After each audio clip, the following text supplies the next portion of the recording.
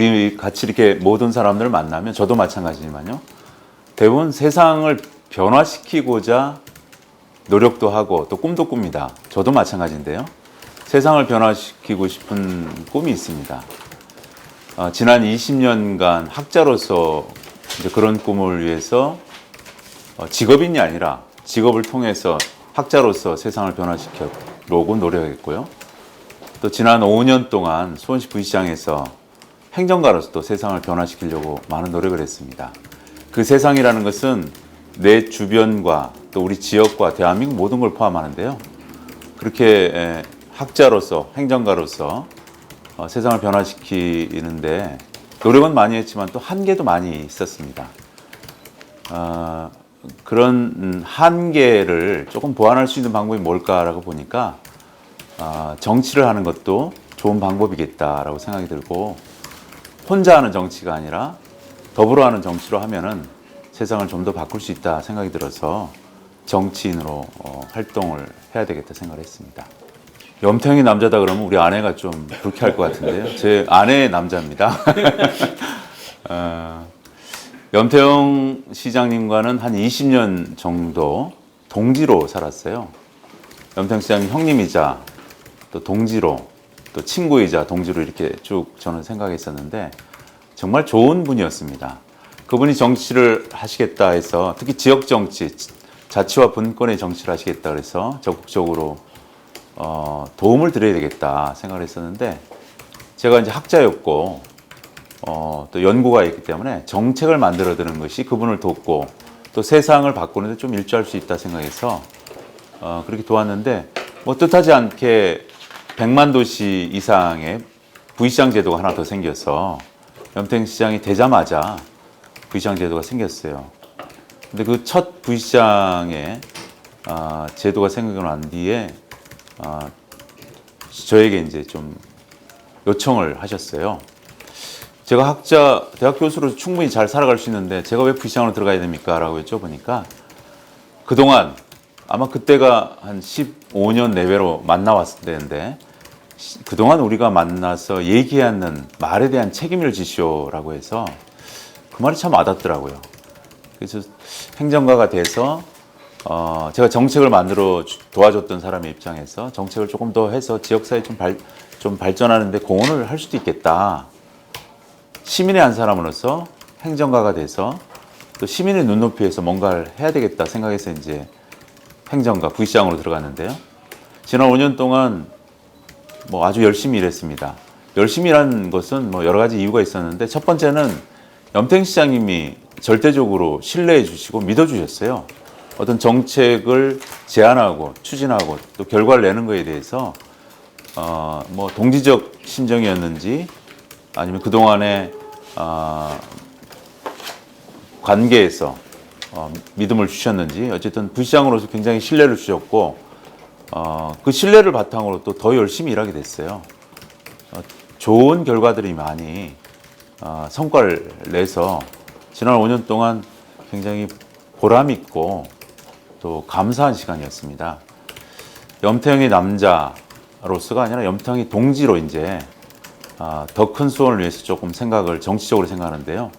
지난 5년 행정가로서 열심히 해서 많은 성과를 냈지만 또 한계가 또 부딪혔습니다. 중앙에서 역할을 해야 될 역할 분담자로서 염태형 시장님은 수원시 전체 행정을 보고 염태형 시장님과 나란히 중앙정치 역할을 해줄 사람으로서 정치를 하는 것이 좋겠다라고 해서, 물론 시장님하고도 상의를 많이 드렸고요. 가족들하고 상의를 드리고 또 주변 사람과 상의한 끝에 이렇게 좋은 즐거운 정치길로 들어갔습니다. 대표적인 것이 군공항 이전이죠. 2013년도에 특별법이 만들어지고 나서 2년 정도 행정가로서 우리 공무원들과 열심히 준비해서 국방부를 설득하고 국방부의 평가에서 우리가 최초로 군공항 이전의 결실을 얻었습니다. 행정적인 결실입니다. 다만 이제 사업적 결실은 아마 총선 이후에 후보지 두세 곳이 발표되면 이제 본격적으로 이전이 시작되는데, 그때는 정치가로서 역할을 해서 이 원만하게 일을 추진하게 할 거고요. 그 외에 또 대형 프로젝트가 우리 15년 정도의 수원시 시민들의 수건 사업이었던 컨벤션 센터가 드디어 이제 착공을 눈앞에 두고 있어서 컨벤션 센터도 국비, 문광부나 산자부에 국비를 받을 수 있는 방법들이 많습니다. 그래서 시비도 투자하지만 국비도 투자를 할 수 있도록 원만하게 하고요. 그다음 R&D 사이언스 파크, 우리 수원역의 성매매 집결지 이런 대형 사업들이 아마 기억이 제일 남고요. 또 앞으로도 관심을 갖고 함께 도움을 드려야 될 일들입니다. 자신 있다고 얘기할 수도 없고 또 안 할 수도 없는 입장인데요. 저는 경선이라는 건 참 좋은 제도 같아요. 이찬열 의원 열심히 하셨습니다만 또 제가 보기에는 아쉬운 점도 있고 그래서 제가 나서면 이런 부분을 장안구에서 수원 갑 지역에 충분히 역할을 할 수 있다라는 생각으로 이제 들어가게 되는데 정치의 경선이라는 것은 예측할 수가 없습니다만 또 진다고 생각하고 들어가지도 않잖아요. 그러니까 이기려고 들어가는 거죠. 만약에 지더라도 이찬열 의원이 더 긴장을 하고 또 정치를 더 열심히 하게 되는 동력이 될 수 있을 것 같고요. 저한테 만약 이기는 기회가 오면은 그걸 발판으로 이제 결선에 가서 국회의원 후보자로서 최선을 다해서 심판을 받는 그런 결과를 얻겠죠. 저는 후보자로서 이런 점들을 생각해 봅니다. 노동자 아들, 저희 아버지가 배관공이었는데 아버지는 그 배관공 출신이고 어머니는 경제적 여력이 안 되니까 채소 장사, 구멍가게를 하셨어요. 그렇게 사실은 넉넉지 않는 집안에서 열심히 살았습니다. 공부도 열심히 하려고 최선을 다했고요. 또 나중에는 성인이 돼서 민주화나 또 꿈과 열정, 또 우리 미래, 후손에 대한 지속 가능한 발전 등에 대해서 여러 가지 고민들을 많이 했는데 제가 갖고 있는 건 성실함과요. 또 청렴함입니다. 성실했기 때문에 공학 박사도 땄고 행정가로서도 열심히 일을 할 수 있었고요. 또 성실했기 때문에 아마 국회의원이 된다면 성실하게 이룰 수 있고요. 청렴한 것은 지난 5년 부시장으로서도 충분히 검증을 받았는데요. 한 건의 의혹 사건 없이 무사히 잘 마쳤습니다. 그것은 제가 일체의 개인적인 이해관계를 갖지 않고 행정가든 정치가든 청렴해야 된다는 그런 소신을 갖고 일했고요. 또 도시 건설, 또 국토 분야에서는 학자로서 20년, 또 행정가로서 5년을 했기 때문에 충분한 경험을 저는 가졌다고 봅니다. 그래서 우리 국토도시 분야의 의정활동, 또 더 나아가서는 새로운 정권 창출에 큰 역할을 저는 충분히 할 수 있다. 전문가로서, 준비된 전문가로서 역할을 할 수 있다 생각이 들고요. 또 바탕이 성실함과 또 청렴함을 갖고 깨끗하게 할 수 있다라는 생각이 듭니다. 이번 정부의 협상은 굉장히 굴욕적입니다. 그동안 24년간 우리 일본 대사관 앞에서 위안부 문제로 시위를 했어요. 최근에 많은 지자체에서 소녀상도 만들어서 그 뜻을 기리고 있습니다. 국가가 없었을 우리 일제강점기 때 소녀들이 끌려갔을 때는 어쩔 수 없다고 보지만요. 그때도 우리가 막았어야 되는데 국가가 이렇게 경제력도 있고 어쨌든 정부가 있는데도 불구하고 이것은 100억 원에 불과 100억 원에 우리 할머니들을 다시 우리가 팔아버린 게 아닌가라는 정도의 굴욕감을 갖습니다. 우리가 일본 쓰나미가 참사를 가졌을 때 우리 정부나 국민들이 460억 원 정도를 지원해 줬어요. 불과 100억 원에 협상을 한다는 것은 있을 수 없습니다. 할머니의 자존심을 짓밟은 거고요. 국민의 자존심을 짓밟았습니다. 다시 회복시켜야 됩니다. 자존심을 회복시켜야 됩니다. 그래서 돈의 문제가 아니라 할머니의 자존심을 다시 회복시키고 국민의 자존심을 다시 회복시키는 재협상을 해야 됩니다. 그런데 재협상은 이번 정부가 하면 안 됩니다. 협상할 자격이 없습니다. 다음 정부, 정권을 재창출한 다음 정부에서 재협상을 해서 할머니들과 또 국민들의 자존심을 다시 회복시켜야 됩니다. 제가 부시장이 있을 때 정치를 할 생각을 구체화하지는 않았습니다. 한 5년째 돼 보니까 저 나름대로 소명의식이 있어서 누군가가 이 여러 가지 자치와 분권의 문제, 도시 재생의 문제, 또 교통의 문제, 환경의 문제 이런 제도들을 좀 고쳐줄 사람이 있었으면 하는 바람이 있었는데 마땅한 분도 없고 제가 또 고쳐달라고 많은 국회의원들을 쫓아다녀도 쉽사리 관심을 갖는 사람도 뭐 많지 않았습니다. 그래서 그런 고민들을 할 때 5년째 부시장을 하다 보니까 이건 누군가한테 부탁을 하는 게 아니라 내가 직접 하는 것도 괜찮겠다. 그래서 용기를 낸 겁니다. 근데 그 용기를 내는 과정까지 제가 권선구를 간다고 공식적으로 얘기를 한 적이 없어요. 다만 사람들이 그렇게 추측을 한 것뿐이죠. 아마 권선구가 제일 인구가 많기 때문에 분구가 되면 자연스럽게 정치 신이기 때문에 분구되는 지역으로 가지 않겠느냐라는 예측을 사람들이 한 것이죠. 제가 공식적으로 권선구를 가려고는 간다고 얘기는 하지 않았습니다. 장안구에 도전을 하는 것은 뭐 지금 몇 가지 말씀을 드릴 수 있는 것인데요. 장안구가 사실은 제가 수원에 첫 발을 내리고 첫 번째 인연을 맺은 것이 장안구입니다. 20살에 성균관대학교에 입학을 하면서 수원과 인연을 맺었는데요. 그러면서 그 20살 청년 때, 20대 청년 때 가졌던 꿈과 열정, 또 당시의 민주화 투쟁, 또 미래에 대한 비전 이런 걸 많이 치열하게 고민했었는데 그게 바로 장안구입니다. 그때는 장안구가 허우 벌판이었죠. 그런데 불과 얼마 뒤에 한국토지개발공사가 장안구 전체를 택지 개발을 했습니다. 그래서 굉장히 놀라운 변화를 보고 있어 왔는데요. 지금으로부터 한 20년 전이니까 아파트가 주로 본격적으로 완성된 지는 한 18년 정도 된 것 같아요. 근데 불행히도 그 이후로 장안구는 계속 낙후되고 있습니다. 제가 행정가로서 여러 가지 지표들을 많이 보고받고 또 조사하고 있는데요. 우리 수원의 4개 구 중에서 아파트 평균 가격이 제일 낮은 곳이 어디냐? 장안구입니다. 그 이상 아이러니하죠. 아파트로 제일 많이 있고 영통이 제일 광교 때문에 제일 높으라고 일반인들은 예상하고 두 번째가 장안구가 돼야 되는데 평균 가격은 하여튼 낙후돼서 맨 마지막입니다. 장안구가 그동안 정치 1번지라고 많이 그렇게 울부짖었는데 정치 1번지가 아니라 낙후 1번지예요. 저는 이 젊은 시절에 꿈을 꿔왔던 또 산책을 했던 이 장안구에서 낙후된 1번지, 기득권의 정치 1번지가 아니라 시민들의, 서민들의 삶의 질 1번지를 좀 바꿔야 되겠다. 그런 생각으로 장안구에 도전합니다. 저는 사실 도시계획을 전공한 학자였어요.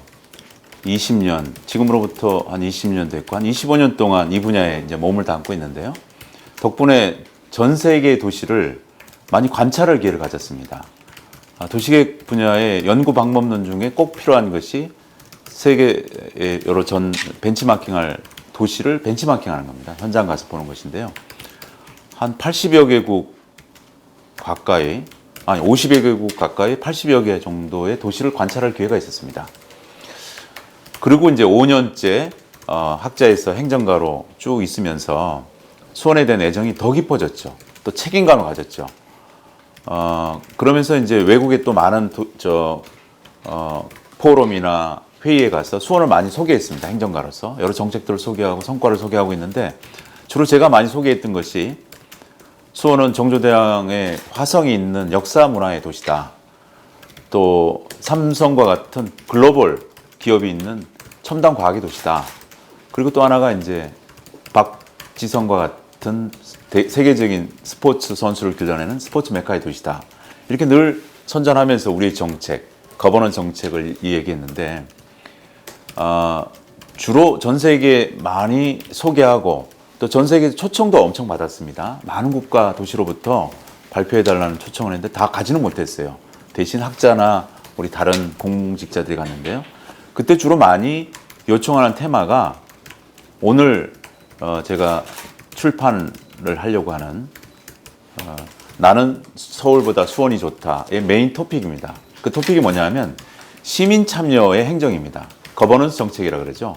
시민들의 집단지성으로 정책을 시민들하고 같이 한다. 같이 논의하고 같이 집행한다는 게 거버넌스 정책입니다. 근데 대부분 우리가 선진국들은 그것을 잘 할 거라고 얘기하고 있지만 그렇지는 않아요. 또 오히려 거꾸로 우리 수원이 그게 월등하게 잘하고 있다는 것을 반증하는 겁니다. 유엔 헤비타트 2012년에 정상들이 모인 리우 플러스 20이라는 국제회의, 또 세계 도시 포럼 이런 데 여러 번 제가 초청돼서 공식 발표를 했는데 대부분 호평을 받았습니다. 상도 많이 받았어요. 국내에 상도 많이 받았는데 우리나라에서 제일이 아니라 이제 전 세계에서 제일 쪽에 수준에 드는 행정 모델이 거버넌스 모델이다. 그래서 역사와 문화의 수원도 좋고 또 글로벌 첨단 연구 과학의 도시도 좋지만 이제는 주민자치, 자치와 분권의 거버넌스 모델로서도 굉장히 좋은 수원으로 발전할 수 있다. 또 민선 5기, 6기 때 그런 것을 우리가 증명했고 또 많이 인정해주고 있다. 인정을 받고 있다. 이렇게 볼 수 있기 때문에 수원이 서울보다는 좋다. 상징적인 겁니다. 뉴욕보다 수원이 좋다 그러면 대비가 안 되기 때문에 서울보다 수원이 좋다라고 대비를 시켰는데 박원순 시장님이 굉장히 화를 내시더라고요. 좋은 의미에서. 질투가 난다. 열심히 하자. 며칠 전에 책을 드리면서 출판 기념회에 좀 와주시면 좋겠습니다. 그랬더니 너무 좋은 행사입니다라고 격려를 많이 해주시더라고요. 우리 거버넌스 모델의 가장 대표적인 것이 2013년도 생태교통 2013 수원 페스티벌입니다. 전 세계 첫 번째로 차 없는 도시를 실현하는 것인데요. 우리 행정이 기획을 하고 국제사회와 협조를 얻어서 진행을 했지만 그 살고 있는 주민들이 절대적으로 도움이 없으면 안 돼요. 그래서 주민들과 함께 거버넌스 모델로서 추진했던 대표적인 사례고요. 그 사례가 성공이 돼서 제2회는 요하네스버그, 제3회는 멕시코시티 이렇게 이제 전 세계적으로 계속 파급되고 있습니다. 또 하나는 이제 마을 만들기, 주민들이 직접 참여해서 마을을 만드는 것, 또 도시계획이나 도시정책을 직접 참여하는 시민계획단, 또 마을계획단, 주민참여 예산제, 갈등 배심원제 이런 것이 대표적인 것인데 우리 수원의 곳곳의 행정에 시민들이 많이 직접 참여를 하고 있습니다. 그런 것들이 거버넌스 모델의 대표적인 사례라고 볼 수 있습니다. 지금까지 우리 수원이 전 세계로부터 찬사를 받고 있는 최근의 모델이 아까 거버넌스 모델이라고 그랬는데요. 거버넌스 행정이 아니라 이제는 거버넌스 정치로 가야 된다고 봅니다. 이제까지 우리가 대의민주주의로 정치가 시장이나 아니면 국회의원을 뽑았는데요. 그러고 나서는 그냥 외면해요. 그분이 알아서 다 하겠지. 그런데 사실은 대의민주주의라는 게 시민의 뜻, 그 지역구의 의견을 들어서 그 사람이 대표로 활동을 하는 것뿐이지 그 사람이 신의 존재가 아니에요. 모든 사항을 그 사람이 결정하면 안 된다고 봅니다. 그러니까 집정민주주의와 간전민주주의를 좀 섞어야 되는데 예전에는 그게 불가능했어요. 거리도 멀고 통신수단도 없고 그 한 사람이 원거리로 가서 뭔가 역할을 했기 때문에 불가능한 중세시대 때는 그랬죠. 근데 지금은 정보 시대예요. 핸드폰으로 다 할 수 있고요. 모든 수단이 다 있습니다. 그렇기 때문에 저는 거버넌스 정치 행정을 거버넌스 정치 모델로 발전시켜서 지역민들, 유권자들의 의견을 모든 걸 다 물을 수는 없지만 주요한 의견들을 여쭤보고 듣고 그걸 그대로 대표해서 정책이나 제도로 개선하고 제안해야 된다고 필요하고요. 그것을 항상 물을 수 있는 시스템을 예전에 수원시에서 했던 500인 원탁 토론, 300인 원탁 토론 같은 것을 정치로 반영시켜서 집정민주주의를 보완해서 대민주주의를 좀 완성시키는 그게 제일 꿈이고요. 장안은 여러 가지 프로그램이 있습니다만 대표적으로는 거점 개발이 사실은 되지 않아서 장안이 좀 지체되는 게 있습니다. 영통은 또 광교라는 큰 거점 개발이 되기 때문에 더불어 지금 발전하는 게 있는데요. 세무연수원 자리와 또 원예특작과학원 자리, KTNG 자리 이 세 곳을 융복합 단지 개발을 어떻게 해야 되겠다라는 구상이 있고요. 또 교통망을 인덕원선의 세수원선 뿐만 아니라 몇 가지 교통망을 생각하고 있고 또 그런 걸 토대로 수원시 전체를 군공항 이전과 더불어 수원광역시를 제대로 한번 추진해볼까라는 정치적 욕심이 있습니다. 수원 비행장이 잘 이전되고 그 주변 개발이 잘 돼서 수원시가 나아간다면, 제가 연구를 해보니까, 국토연구가 연구를 해봤어요. 해보니까 인구가 143만, GRDP가 현재보다 거의 1.8배 정도 늘어나는 걸로 되어 있습니다. 2030년까지. 그런 정도면 광역시를 지금부터 준비해서 추진해야 된다라고 생각합니다. 예전에는 오산, 화성을 통합해서 광역시를 해야 되겠다, 이런 막연한 꿈을 꿨었는데, 통합이 지금 현재는 더디고 어려움이 겪고 있으니까 우리 수원시 자체만 해도 이미 광역시 수준을 바라보고 있어요. 그러니까 광역시를 추진하자. 크게 보면 그렇고요. 또 지역구로 보면은 몇 가지 융복합 단지로 지역을 발전시키고 거미줄같이 교통망을 넣겠다라는 게 제 생각입니다. 저는 정치가는 누구나 정치가 될 수 있다고 봅니다. 시의원에서부터 국회의원까지요. 누구나 도전할 수 있다고 봐요. 다만 생업에 없어서 또 정치가가 어려운 길이라기 때문에 용기를 안 내는 것뿐입니다. 저도 많은 고민을 했어요. 근데 왜 정치가로 들어가느냐? 제가 20년 학자하고 5년 행정가를 해보고 우리 도시 분야, 국토 분야 또 행정을 해보니까 많은 문제가 있습니다. 고쳐야 될 정책도 있고 제도도 있습니다. 근데 잘 고쳐지지가 않아요. 지난 행정가 5년 동안에 첫 번째 들어와서 그 문제를 국회의원들이나 중앙에다가 계속 건의를 했습니다. 이걸 좀 고쳐주십시오. 뭐 예를 들면 재개발, 재건축, 누더기 같은 법입니다. 이렇게 고치고 이렇게 고쳐서 20몇 년 동안 누더기 된 법을 시민들이 그걸 보고 결정하고 그걸 갖고 재개발, 재건축을 하면 아무도 할 수 없습니다. 법안을 놓고 변호사들도 서로 이렇게 다르게 해석합니다. 판사가 판결해야 겨우 알 수 있는 정도의 법을 그걸 법이라고 해요. 그런 법들이 숱하게 많습니다. 모든 분야에. 특히 제가 가졌던 기술 분야는 생활과 밀접한 생활제도예요. 건축에서부터 도시계획, 교통, 환경, 쓰레기, 녹지, 이런 모든 분야의 제도들이 제대로 잘 갖춰지지 않았습니다. 땜빵식으로 이렇게 갖춰졌는데 문제가 너무 많이 보이는 거예요. 그 문제를 누군가 풀어야 되겠다. 여러 가지 고민하다가 제가 그 문제를 풀려고 하는 겁니다. 배지를 달려고 들어가는 게 아닙니다. 일하러 들어가려고 합니다.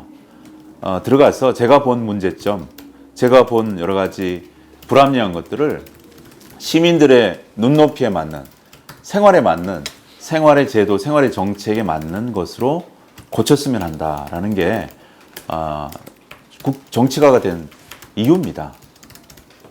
네, 존경하는 수원 시민 여러분, 또 사랑하는 장안구민 여러분, 학자의 길에서 행정가로 5년 동안 여러분 앞에 섰던 이재준입니다. 이제 정치가의 길로 접어들려고 합니다. 여러분과 소통하고 또 여러분과 같이 꿈을 꾸고 울고 함께 웃고 그런 정치가가 되겠습니다. 저는 많은 비전을 갖고 있지만 그 비전을 혼자 갖고 세우는 게 아니라 여러분들과 함께 비전을 만들고 또 여러분들과 함께 추진하려고 합니다. 새로운 정치 모델을 만들고 싶습니다. 정치를 시민들한테 돌려드리고 싶습니다. 여러분 함께 해주시고요. 격려해 주시고 응원해 주시기 바랍니다. 여러분 감사합니다.